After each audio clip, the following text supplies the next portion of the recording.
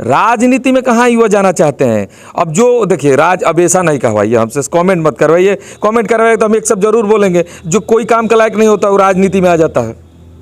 देखिए सच्चाई यही है। अब हमसे कुछ नहीं होगा, बिजनेस नहीं होगा, IAS अधिकारी नहीं बनेंगे, डॉक्टर नहीं बनेंगे, इंजीनियर नहीं बनेंगे, तो कुछ नहीं बनेंगे तो नेता तो बन ही सकते हैं झूठ साठ बोल के।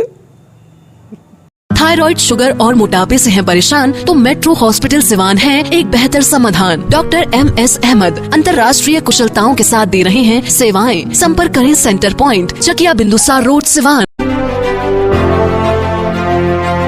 जेड हेवन पेस्ट्री केक पर दे रहा सबसे बड़ा ऑफर, 3 पेस्ट्री केक पर 1 पेस्ट्री फ्री और साथ ही पाए 15% की छूट। आज ही पहुँचे जेड हेवन, खान मार्केट, अस्पताल रोड, सिवान। सिवान में इन दिनों जिस तरह से बहुत बड़े बड़े पोस्टर, बैनर और चुनावी जो दौरा हो रहा है, उसमें बहुत सारे ऐसे प्रत्याशी हैं जो सिर्फ पोस्टर पे ही अपने आप को स्थापित करके रखे हुए हैं। लेकिन जिस तरीके से सिवान में एक प्रत्याशी जिनका नाम जीवन यादव है, वो अपने आप को जिस तरीके से जनता के बीच जा करके और अपने आप को स्थापित करने का जो वो प्रयास कर रहे हैं, ये प्रयास कहीं ना कहीं एक उनका सफलता की तरफ उनको ले जा रहा है।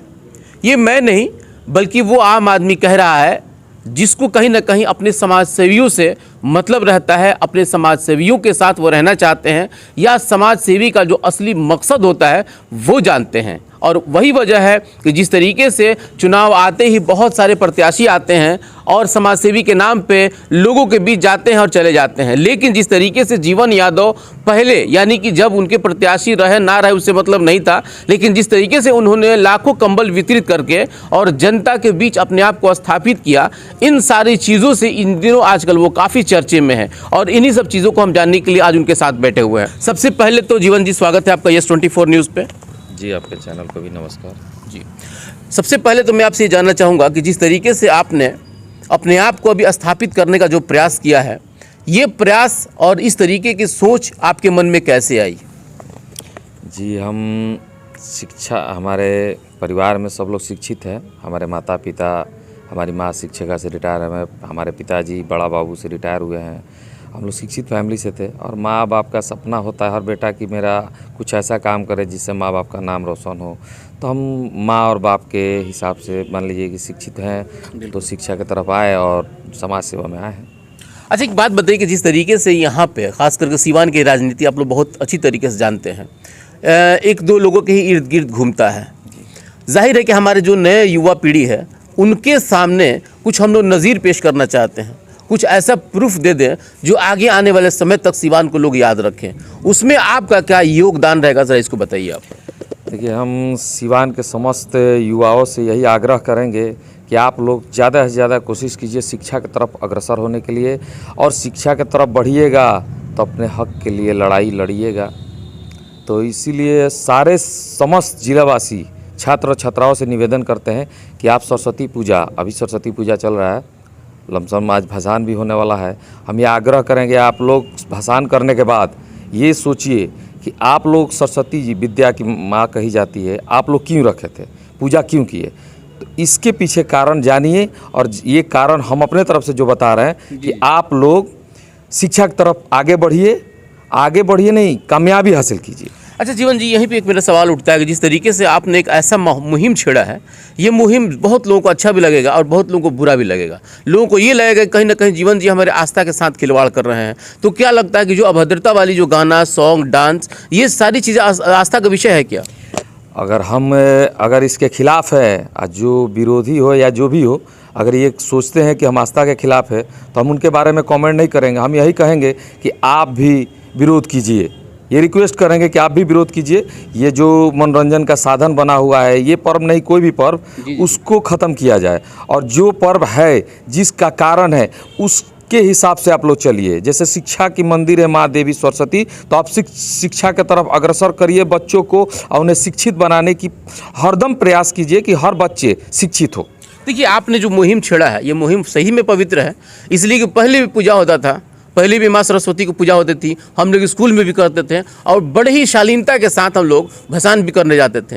लेकिन अब जिस तरीके से हो रहा है, शायद कि यही सब चीज़ देख करके आपको लगा कि कहीं ना कहीं हमारी ये संस्कृति पे कुठारघात हो रहा है और शायद इसी चीज़ को आपको मन विचलित किया और आप चाहते हैं कि नहीं, इसका सफाई कम से कम होना चाहिए। कहाँ तक सफलता मिलेगी आपको, ज़रा बताइए हमको। जी, हम तकरीबन 200 कुछ सरस्वती माँ के जहाँ भी रखी गई हैं हम गए हैं, स्वयं जाके वहाँ पे लोगों को समझाए हैं, बच्चों लोगों को समझाए हैं कि आप लोग पूजा कीजिए, मनोरंजन भी कीजिए, लेकिन क्यों कर रहे हैं ये तो जानिए। आप ये जान जाइएगा तो जो ये मनोरंजन का साधन कुछ और बना रहे, जैसे डीजे, नाच, ऑर्केस्ट्रा, इसको बंद कीजिए। ये शिक्षा के खिलाफ भी है और सामाजिक तौर पे भी खिलाफ है। लोग इसको अच्छा नहीं कहते हैं। जो भी लोग गुजरते हैं, मान लीजिए भसान है आज, तो हम ये आग्रह करेंगे कि आप लोग भसान शांति ढंग से करें, क्योंकि लोगों को परेशानी ना हो। और हर बार सुनते हैं कि यहाँ भसान हो रहा था तो ये बच्चे का पानी में डूबने से मौत हो गया, ये एक्सीडेंट में मर गए। आखिर ऐसा क्यों होता है? आप लोग शांति से एकदम सुलझे हुए इंसान की तरह, शिक्षित इंसान की तरह पूजा भी किए, उसी तरह आप भसान भी कीजिए। चलिए, ये तो बात हो गई आपके मुहिम का।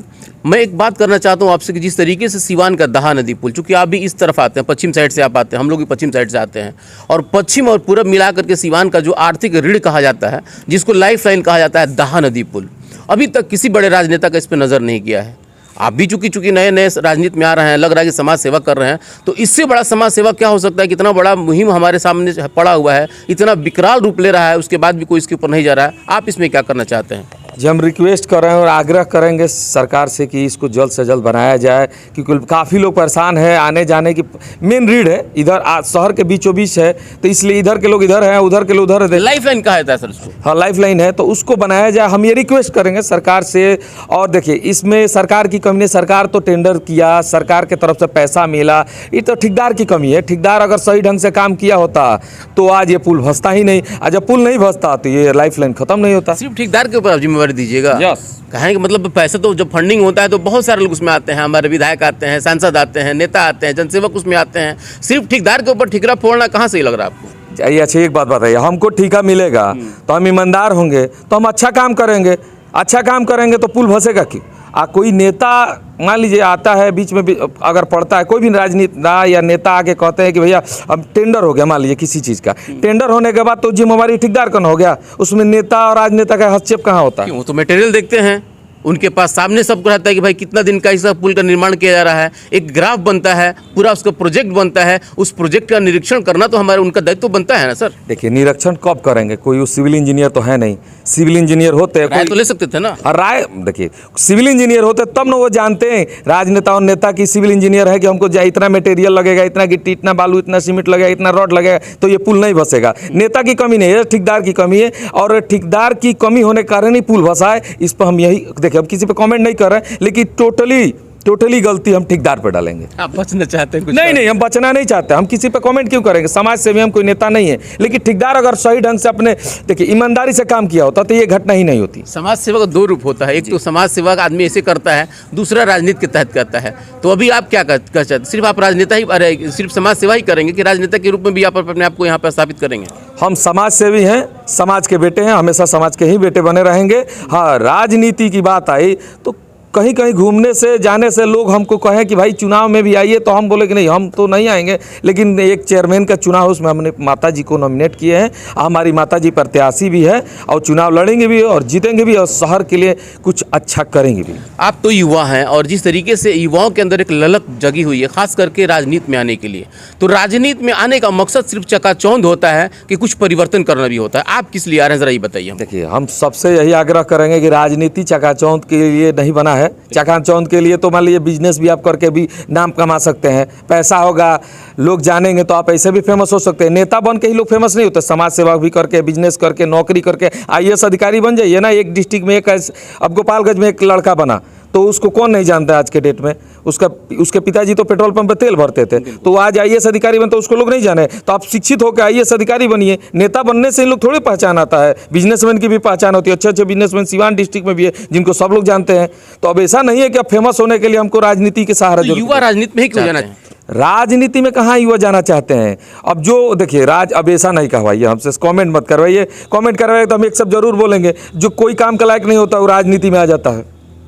देखिए सच्चाई यही है। अब हमसे कुछ नहीं होगा, बिजनेस नहीं होगा, आईएएस अधिकारी नहीं बनेंगे, डॉक्टर नहीं बनेंगे, इंजीनियर नहीं बनेंगे, तो कुछ नहीं बनेंगे तो नेता तो बन ही सकते हैं झूठ साच बोल के। एक बात और बताइए, चलिए आखिरी एक सवाल आपसे मेरा ये रहेगा कि जिस तरीके से अभी सीवान के युवा हैं आपकी तरफ देख रहे हैं, खास करके अभी चेयरमैन का चुनाव के लिए आप अपनी मां के लिए प्रयास कर रहे हैं, इसमें आपका क्या एक अहम रोल रहेगा खास करके सीवान के लिए? क्योंकि अभी तो नया परिसीमन जुड़ा हुआ है, इसमें बहुत सारे ऐसे गाँव इसमें जुड़े हुए हैं जहाँ बहुत सारे लोग नहीं समझ पाते इस बात को। आप क्या कहेंगे अपनी तरफ से कि ताकि लोगों को उम्मीद बने कि जीवन यादव अगर आ रहे हैं हम लोग के बीच में, अगर चेयरमैन बन रहे तो कुछ नया बदलाव होगा? हम एक ही बात कहेंगे, सवाल नहीं करेंगे। हम एक बात जरूर कहेंगे, इस बार की प्रत्याशी हमारी माँ है। कोई बेटा अपनी माँ को कुर्सी पर ला के भ्रष्टाचार नहीं करेगा कि उसकी माँ के नाम के साथ धब्बा लगे। तो सबसे पहले तो नगर पालिका को भ्रष्टाचार मुक्त करेंगे, उसके बाद हम अपना प्रोपेगेंडा या मैनिफेस्टो जारी किए हैं वो काम हम प्रेरित होकर करेंगे, जल्द से जल्द करें कि समाज में रहने वाले लोगों को परेशानियों से छूट मिले, परेशानी दूर करें। ये हम उम्मीद करते हैं कि हमारी माँ अगर चेयरमैन की पोजीशन में आती है तो हम उनके साथ रह के, समाज सेवा के साथ उनके साथ रह के ये टोटल जो बात हमने मैनिफेस्टो में जारी किया है उस पर पूरी तरह से फोकस करके ये काम करेंगे। क्योंकि देखिए हमको अपने माँ के नाम को बचाना है। यहाँ जितने भी आज तक चेयरमैन रहे हैं, आज से बहुत 20 साल 25 साल पहले, हम लोग हमारे जन्म से भी पहले सब लोग नेतागिरी करते हैं, सब लोग राजनीति को समझ लिए कमाने का अड्डा। अरे कमाने का अड्डा तो 20 गो है, बिजनेस कीजिए ना, उसमें पैसा नहीं है का? राजनीति नेतागिरी से ज़्यादा तो पैसा है बिजनेस में। फालतू का जरूरी है क्या उसमें जाने का? लेकिन सेवा के भाव से आइए, हम जो भी आ रहे हैं युवा पीढ़ी वो आए नेतागिरी की लाइन में आए और समाज की सेवा के लिए आए, न कि फोकचौंध चकाचौंध के लिए और पैसा कमाने के लिए। बिल्कुल, ये थे जीवन यादव जी जिस तरीके से इन्होंने कहा, और साफ तौर पे इन्होंने कहा कि मैं राजनीति में इसलिए आ रहा हूं ताकि इसमें परिवर्तन लाया जा सके, और जो हमारे युवा इसमें आना चाहते हैं उनका स्वागत है, लेकिन वो चकाचौंध से बचे और कुछ करना चाहते हैं तो सच बात है कि राजनीति उनके लिए बहुत बड़ी बात है। लेकिन उसके बावजूद भी बहुत सारे ऐसे इम्तहान अभी आने वाले बाकी हैं। जिस तरीके से अभी आने वाले समय में चुनाव है, उस चुनाव में देखना ये है कि बहुत सारे प्रत्याशी आते हैं, लेकिन उनके मन में क्या सच में जिस तरीके से जीवन यादव काम करना चाहते हैं वो चीज़ें उनके पास है कि नहीं। बने रहिए हमारे साथ, बहुत बहुत धन्यवाद।